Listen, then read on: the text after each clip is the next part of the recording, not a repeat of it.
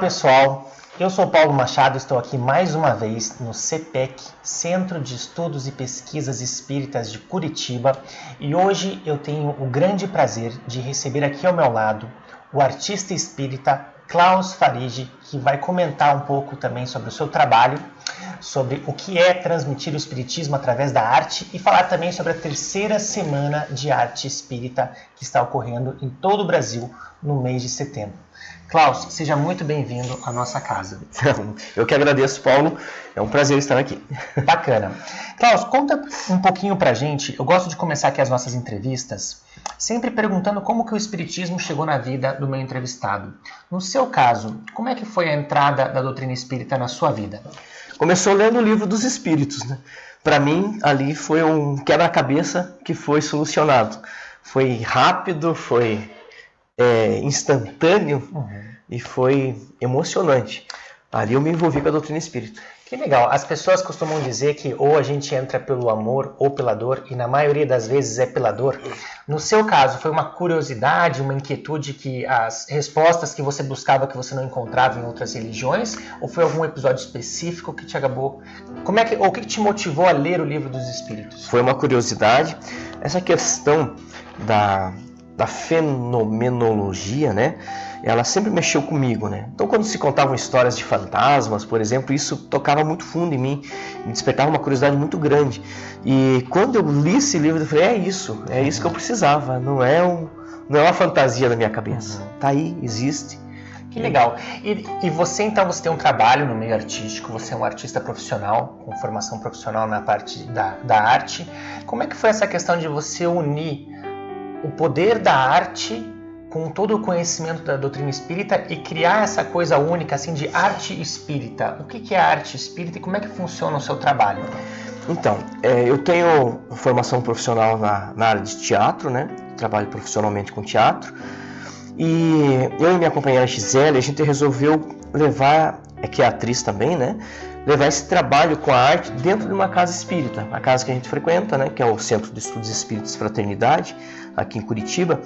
E lá a gente começou a ter uma recepção muito bacana com relação às emoções do público, né, com relação aos espetáculos. E nós resolvemos fazer o seguinte, levar além das paredes da Casa Espírita.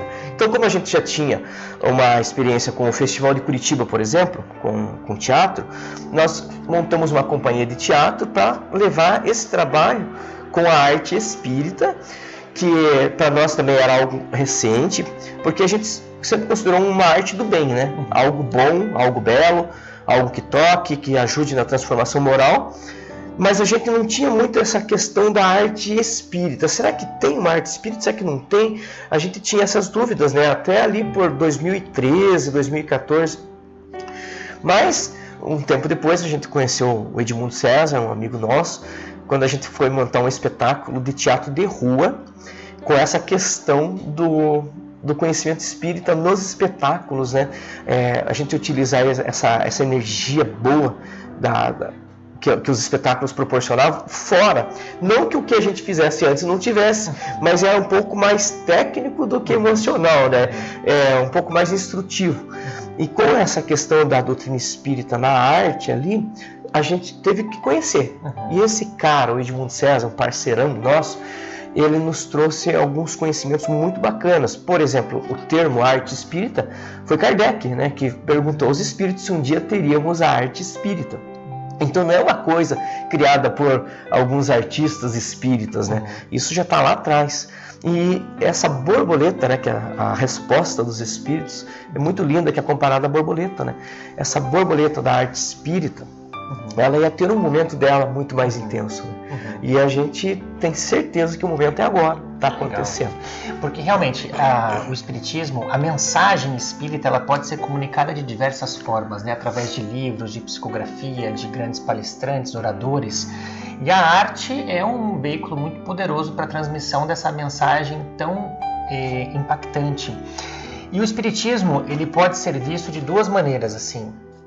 Uma é a questão da parte doutrinária, que existem algumas questões que talvez entrem em conflito com algumas outras religiões, mas existe a parte universal ecumênica, que é a questão moral, de amor, de caridade, dos valores cristãos. Como é que você aborda isso dentro da sua arte? Com certeza procurando aquilo que é universal. Essa questão moral era fundamental, né? Todos precisam, né, desse impulso, dessa vontade, dessa coragem. E a arte, para mim, é a forma mais completa que tem para chegar na... Então, quando você falou assim, tem várias formas, a arte, ela acaba abrangendo quem é visual, quem ouve, né? Então, você pode ter ali junto elementos da música, da dança, da poesia, num espetáculo teatral, por exemplo, né, que é a minha área, e a pessoa ser tocada das formas mais variáveis possíveis. A questão moral, para mim, para a nossa companhia, é a questão fundamental. E ela é universal, né? Diz respeito a todos. E nada impede de a gente também fazer um espetáculo que aborde questões mais voltadas a alguns preceitos da doutrina espírita. Mas aí eu limito o meu público. Né? Quem acredita, quem gosta, quem não tem um pré-julgamento, um pré-conceito, vai assistir, mas e aquele que já tem? Entendi. Então a gente quer tentar atingir todos os espaço para as duas mensagens, né? Tanto para aquele que quer aprender o conhecimento espírita, aprender o que é o espiritismo, o que o espiritismo prega através de um espetáculo, e também aquela pessoa que talvez não se identifique ou é de uma outra crença religiosa, mas também pode ir porque vai aprender ali conceitos morais de amor e caridade e evolução que são universais a todos nós. Sim, com certeza. E olha que bacana a pessoa conhecer a doutrina espírita justamente por essa questão moral, né, cristã, né? Saber que o espiritismo é Jesus, né? Tá ali na arte, trazendo aquilo que Jesus trouxe para nós. Eu acho que é o melhor. Eu sempre gosto de aproveitar essas conversas para esclarecer que muitas pessoas não sabem que o espiritismo é uma religião, uma doutrina cristã, puramente cristã, né? Às vezes parece que é algo que vai fora do cristianismo, não. É também uma doutrina cristã. E você tocou num ponto muito interessante que é em relação ao público. O seu público, quando você monta os seus espetáculos, você tem um público, um nicho específico, ou ele é para família, para jovens, crianças, idosos? Como é que é? Para onde você direciona o seu espetáculo? Para que tipo de público? A gente tem uma proposta um tanto quanto audaciosa, né? A gente tenta pegar todos os tipos de público, né? Todas as faixas etárias. Tentar agradar a criança, que é um público bem exigente, né? Passando pela infância ali, o jovem, o adulto e o idoso. E a gente tem conseguido. Fazer isso. Porque se você coloca questões lúdicas no espetáculo, acaba agradando o adulto também, não fica só na criança. Porque o adulto gosta de ter esse momento, essa reminiscência ali de quando ele era criança, né? Nossa, isso é mágico. A gente utiliza elementos do circo, que mexe também com todos, e principalmente a criança. E a poesia, com essa questão moral, essas reflexões que o espetáculo traz, com certeza abrange daí o público adulto, o idoso.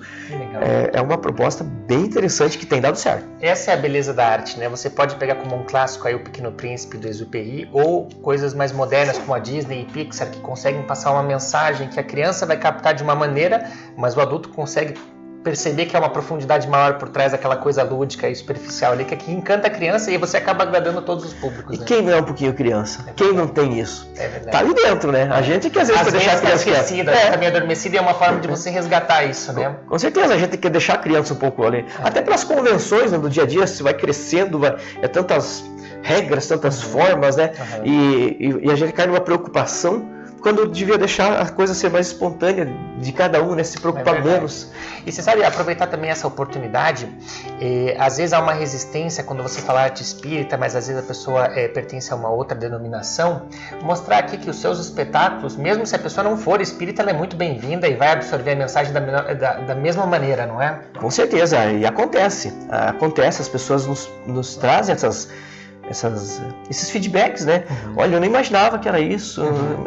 As pessoas imaginam tantas coisas, né? Como o preconceito que você mencionou, né? Sim, tem que experimentar, tem que conhecer, tem que ver. E eu aposto na arte como trazer as pessoas para dentro da casa espírita, independentemente se elas vão se tornar espíritas ou não, para que elas desmistifiquem, que elas conheçam. Então isso aqui é uma casa espírita. Pensava que era diferente.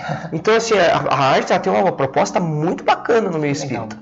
Até porque o espiritismo, ele não tem um caráter proselitista, ele não busca converter pessoas ao espiritismo, não. Mas é importante que as pessoas conheçam, para que não tenham noções erradas do que é a doutrina, né? E falando sobre a terceira semana de arte espírita, então, portanto, na sua terceira edição, que vai acontecer agora, do dia 21 ao dia 29 de setembro de 2019, por todo o Brasil. E aqui em Curitiba vai ter uma grande participação do Klaus. Eu queria que você faça um pouco de como vai ser a sua participação nessa terceira edição. Eu tenho basicamente duas participações, né? Uma como fazendo parte da comissão local, né? Então eu fiz o link entre os artistas, as instituições espíritas que abrem as portas para a arte espírita. Então os poetas, os músicos, os artistas de teatro, os dançarinos, todo esse pessoal, eu fiz o contato via disponibilidade deles no período, né, de 21 a 29 de setembro, e via com as casas espíritas. E a gente tem mais de 20 casas espíritas aqui de Curitiba e região que estão abrindo as portas para essas atividades. É um momento muito importante, é um momento de divulgação da arte espírita, né? Divulgação da doutrina espírita através da arte espírita, um momento de prática, de mostrar o que temos, tantos talentos, tanta gente boa, e a gente às vezes não sabe, está lá esquecidinho, está lá na casa espírita, fazendo um trabalho somente dentro da casa espírita, que é grandioso, que é lindo, mas que poderia ser irradiado para outros lugares também, né? Então estão tendo convites de casas espíritas para outras casas espíritas, para os artistas fazerem esse intercâmbio, e está sendo muito bacana, muito legal. Eu vejo também que a arte e o espiritismo vem de um tempo para cá com uma relação que tem gerado muitos frutos positivos. Eu acho que o que iniciou, talvez de uma maneira mais forte, foi o filme do Chico Xavier nos cinemas, que foi um grande sucesso. Depois a gente teve o Nosso Lar. Até também aproveito aqui para você que está nos acompanhando. Ontem entrou o filme do Kardec. Vai ter o do Divaldo agora. Do Kardec na Netflix. Isso, o do Kardec entrou no Netflix ontem. Foi no cinema, daí depois estava nos meios pagos e agora está no Netflix aí para quem é assinante.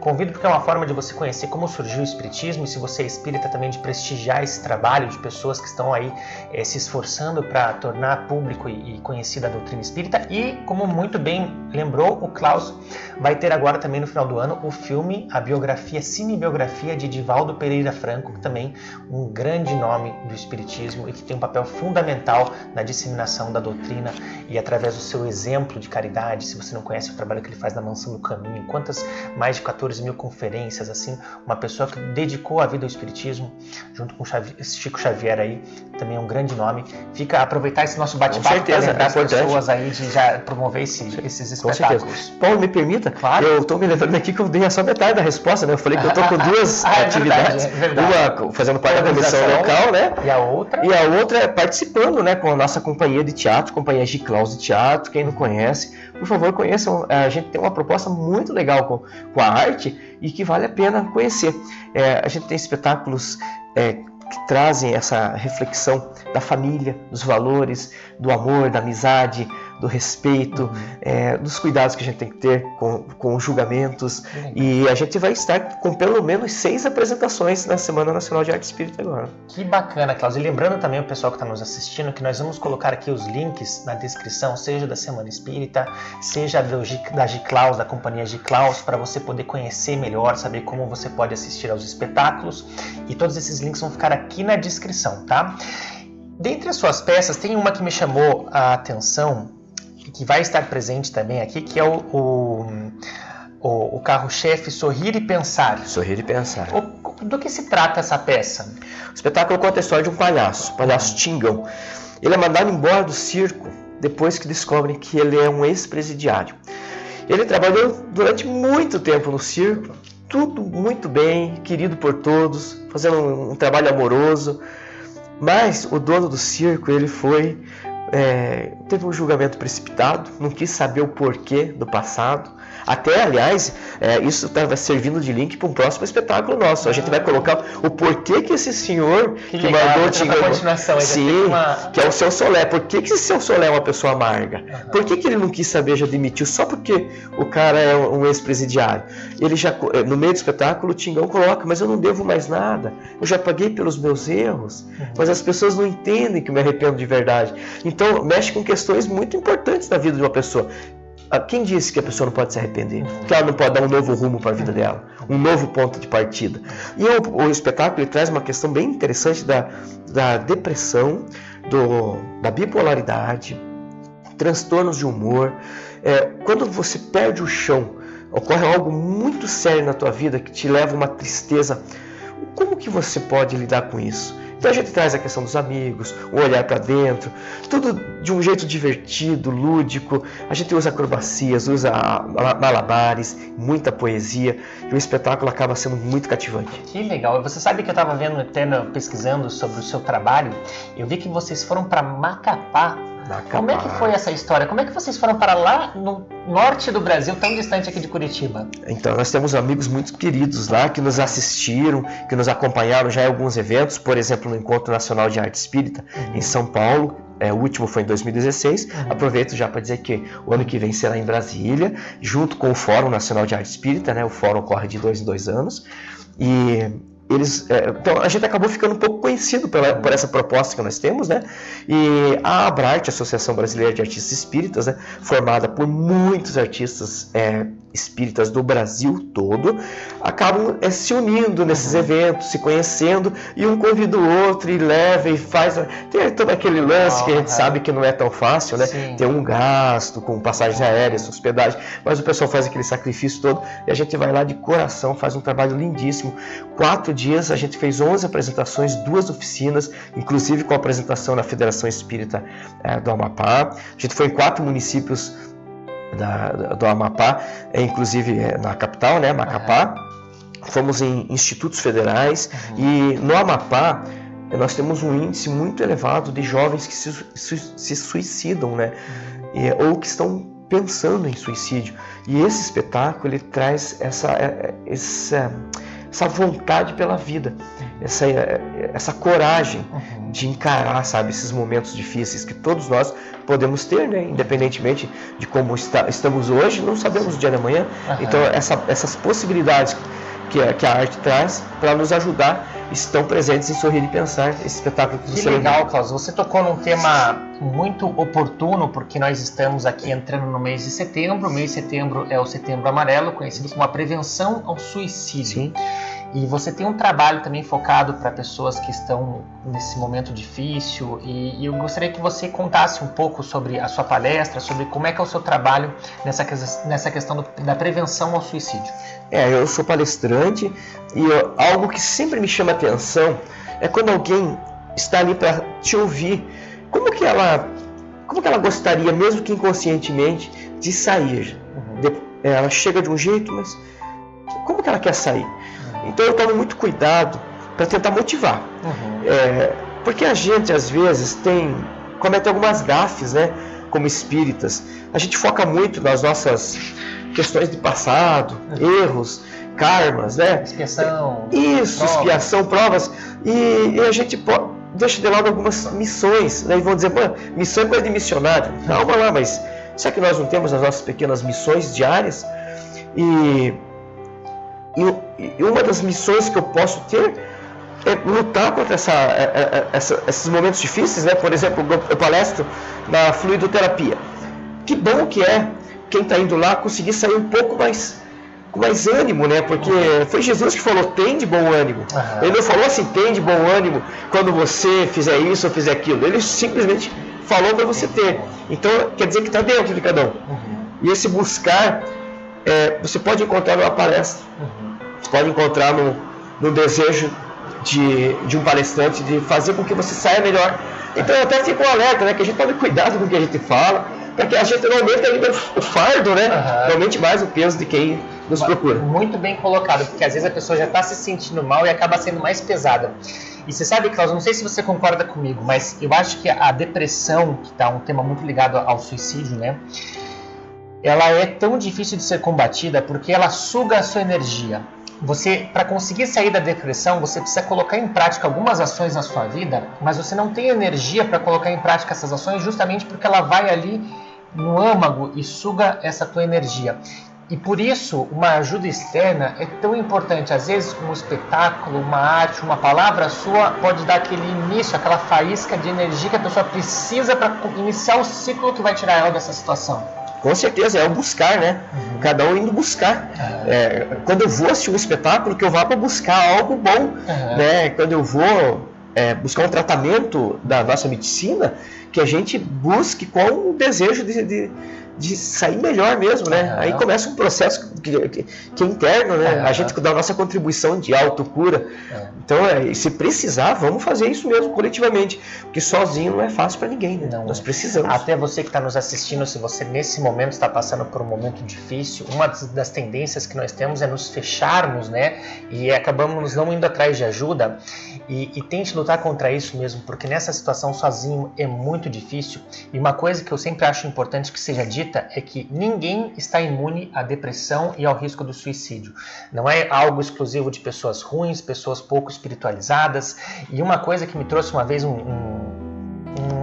abriu meus olhos muito grande foi quando eu descobri, através da biografia do Divaldo Franco, que a gente comentou agora, que o próprio Divaldo, com todo o seu nível de espiritualidade, caridade, bem, aos 86 anos enfrentou um processo de depressão. E daí eu pensei, poxa, se alguém como o Divaldo Pereira Franco, ou o padre Fábio de Mello, ou o padre Marcelo Rossi, pessoas assim, altamente espiritualizadas, bondosas, passam por isso, então todos nós estamos sujeitos e nós devemos, se não estivermos passando por isso, amparar, acolher e ajudar essas pessoas que muitas vezes elas não pedem ajuda, né? É você que deve estender a mão e oferecer esse apoio. Quem tem mais condições que ajude quem está com menos condições, né? Com certeza, nós estamos todos no mesmo barco. Quem de nós não tem alguns momentos difíceis, né? Agora é sempre interessante pensar que vai passar. Que vai passar, esperar o outro dia. É importante a gente ter essa certeza, porque o maior exemplo a gente já teve, né? Passou por aqui há 2000 anos, nos mostrando que é possível. E ele disse que quem tivesse fé, ele até usa uma analogia, né, do tamanho do grão da mostarda, para nos dizer que não importa o tamanho, o que importa é a verdade, né, da fé que nós temos. Acreditar de verdade que vale a pena e até o final é o primeiro passo. A gente se cobra demais. A gente, como espírita, às vezes pensa muito na tal da evolução, mas a evolução ela tem um passo de sequência, né? Ela pode ser muito lenta e para nós, às vezes, chegar no final já é um passo que a gente deu, já é uma evolução. Você me lembrou, enquanto você falava, voltando um pouquinho à arte espírita aqui, o Edmundo César tem um espetáculo chamado Acorda Serafim, que trata bem da questão do suicídio. É um espetáculo metalinguístico, conta a história de um ator, já com uma idade avançada, que pensa em se suicidar, porque ele já não tem o sucesso que ele tinha, até que aparece uma protagonista ali, uma jovem, chamada Esperança, e que traz todo um sabor para ele. É muito interessante o espetáculo e ele vai estar na Semana Nacional de Arte Espírita também, com o espetáculo não aqui em Curitiba. Ele vai para Campo do Brito Espírita, que é lá em Sergipe, um evento lindíssimo que ocorre, organizado pelo nosso amigo Luiz, a Sandra. Um beijo no coração de vocês, se estiverem nos vendo, meus amigos. É um evento onde eles prestigiam o poder que a arte tem e junta com outros trabalhos ali de palestras. Tem um gostinho assim daquelas festas de igreja católica, onde tem um almoço que é vendido lá. São 2 dias de eventos que mobiliza a cidade. Eles saem com carro de som, chamando, falando, envolve a cidade toda para o meio espírita, com a arte espírita. É um trabalho lindíssimo, numa cidade pequenininha que eu tenho certeza que irradia para o mundo inteiro o que sai daquela cidade. Tenho certeza. Que maravilha! E é muito bacana nossos queridos irmãos católicos, espíritas, budistas, de todas as denominações aí, porque nós somos filhos do mesmo Deus. Até os ateus que não acreditam, nós acreditamos aqui que somos todos irmãos. E enquanto você falava, eu pensei no poder da arte, na importância que ela tem em relação às crianças e aos jovens. Porque, por exemplo, se eu quiser motivar uma criança a vir assistir uma palestra no Centro Espírita, às vezes é uma palestra pesada, às vezes o formato ali, a criança ficar 30 minutos, 1 hora parada ouvindo alguém falar, é algo que vai se tornar algo chato para a criança. A criança vai ter uma certa aversão, uma resistência àquele formato.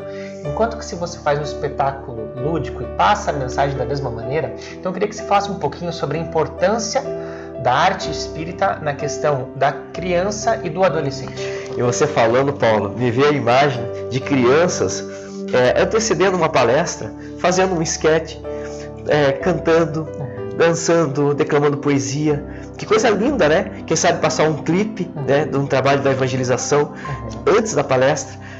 Você acha que as crianças não vão querer ver os colegas, né? O orgulho delas, né? A vontade, né? De poder mostrar um trabalho lindo. Então ela tem um potencial muito grande, né? E é claro que nós temos muito trabalho artístico acontecendo no meio da evangelização, crianças cantando, né? A oração sendo uma música, que coisa linda que é o próprio trabalho de expor, né? Sejam cartazes, sejam telas, desenhos. É uma necessidade nossa.